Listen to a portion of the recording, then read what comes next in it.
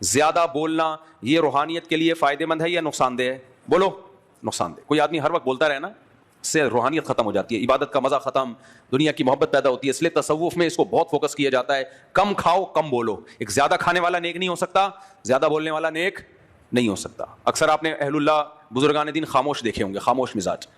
ہمارے حضرت کی مجلس ہوتی تھی نا، میں بتاتا ہوں، آدھے گھنٹے کی ہوتی تھی، بعض دفعہ آدھا گھنٹہ بیٹھ کے السلام علیکم وعلیکم السلام، آدھا گھنٹہ بیٹھے خاموش چلے جاتے تھے، کوئی بات چیت نہیں. ایسا سکون ملتا تھا یار اس آدھے گھنٹے میں، حالانکہ کوئی بات چیت نہیں ہے.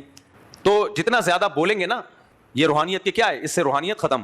لیکن علماء نے لکھا ہے کہ ایک آدمی ٹماٹر بیچتا ہے، سارا دن بولتا ہے وہ ٹماٹر لے لو بھائی اتنے روپے کلو، ٹماٹر 50 روپے کلو، 150 روپے ٹماٹر لے لو بھائی، سارا دن بولے گا نا وہ، کہ اس سے روحانیت کو کوئی نقصان نہیں ہے. کیوں؟ یہ ضرورت کی وجہ سے بول رہا ہے، چاہے ایک ہی جملے کو 100 دفعہ ریپیٹ کرے. لیکن ٹماٹر اس کے ختم ہو گئے نا، ریڈی بک گئی، خالی ہو گیا. اب ایک دفعہ بھی فالتو بولے گا نا ٹماٹر 100 روپے کلو لے لو، اس ایک دفعہ بولنے کا بھی اس کے دل کو نقصان ہوگا. اصل میں یہ باتیں سمجھ میں آپ کے پتہ کیوں نہیں آ رہی؟ یہ جب سمجھ میں آتی ہیں جب دل میں کیا ہو، روحانیت پیدا ہو چکی ہو. جب ہم عبادت کرتے ہیں نا، کثرت سے ذکر کرتے ہیں، دعائیں مانگتے ہیں، دل ایک صاف ستھرا ہو جاتا ہے. پھر انسان اس دل کی حفاظت کرتا ہے تو اسے پتا ہوتا ہے کہ کون کون سی چیزیں اس دل کا بیڑا غرق کریں گی. ان میں سب سے زیادہ فالتو بولنا. جو فالتو بولتا ہے اس کے دل میں اللہ کی محبت کے چشمے پھوٹ ہی نہیں سکتے، اس کو نماز روزے کی عبادت میں لذت ختم ہو جاتی ہے. یہ زہر قاتل ہے فالتو بولنا.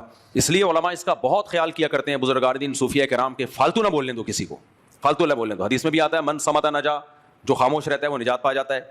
تو لیکن اگر ضرورت کی وجہ سے بولنا پڑ رہا ہے تو سارا دن بولتے رہو.